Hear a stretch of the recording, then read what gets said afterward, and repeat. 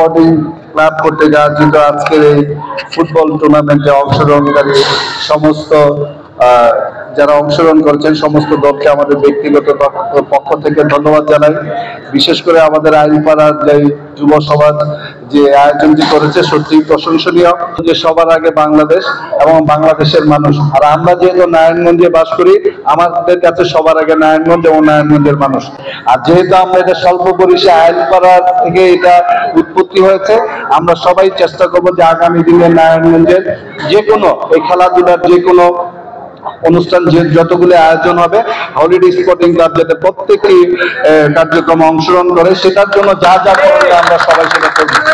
যে নারায়ণগঞ্জের রাজনীতিতে এই ৮ নম্বর ওয়ার্ড অনেক গুরুত্বপূর্ণ ভূমিকা পালন করছে, বিশেষ করে জাতীয়তাবাদী দলের রাজনীতিতে।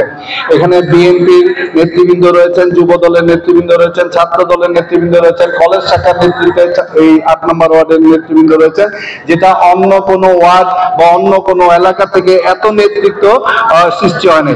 তো এটা আমাদের জন্য খুবই একটা সৌভাগ্যের বিষয় এবং আমরা প্রত্যাশা করি যে আগামী দিনে খেলাধুলায় সাংস্কৃতিক অঙ্গনেও এই ৮ নম্বর ওয়ার্ড এবং বিশেষ করে আইনপাড়া থেকে যারা আছেন, যারা এই ধরনের বিভিন্ন বিষয়ে যারা পারদর্শী, তাদেরকে এগিয়ে নেওয়ার জন্য যা যা করা দরকার সেটার উদ্যোগটা আমরা চাই যে হলিডে স্পোর্টিং ক্লাবের মাধ্যমে হোক এবং আমরা সবাই পৃষ্ঠপোষক হিসেবে পাশে থাকবো।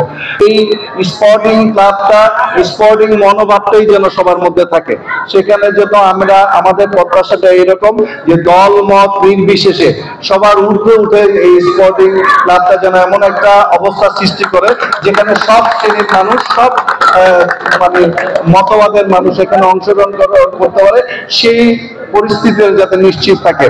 কারণ আমরা বৈষম্যহীন একটি রাষ্ট্রের প্রত্যাশা করি।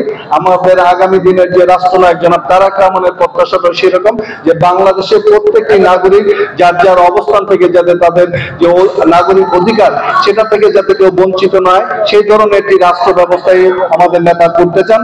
এবং আমরা যেহেতু ওই দলের কর্মী, আমাদেরও এইরকম চাহিদা, আমাদের মনের চাহিদা এইরকম, যেটা স্বৈর শাসক করেছে বা অন্যান্য যারা হীনমন্যতার পরিচয় দিয়েছে, আগামী দিনে জাতীয়তাবাদী দলের নেতৃত্বে আমরা এই ধরনের বাংলাদেশ দেখতে চাই না।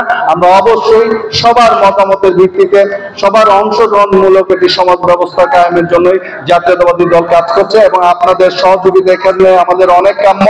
যাই হোক, আর বেশি কিছু বলছি না।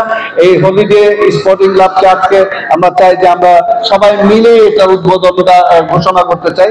এখানে শিপত ভাই আছেন, আমাদের এখানে আরো উপস্থিত রয়েছেন মহানগর যুব দলের আহ্বায়ক বন্ধু সজল, আমার কাছে সবাই এখানে আছেন। সবাই মিলে আমরা এই স্পোর্টিং ক্লাবটাকে, এই হলিডে স্পোর্টিং ক্লাবটাকে এগিয়ে নিয়ে যেতে চাই। ইনশাল্লাহ আল্লাহ যেন আমাদের সেই তৌফিক দান করেন। সবাইকে ধন্যবাদ জানিয়ে এবং আজকের এই হলিডে স্পোর্টিং ক্লাব উদ্বোধন ঘোষণা করলাম সবাই মিলে। সবাইকে ধন্যবাদ।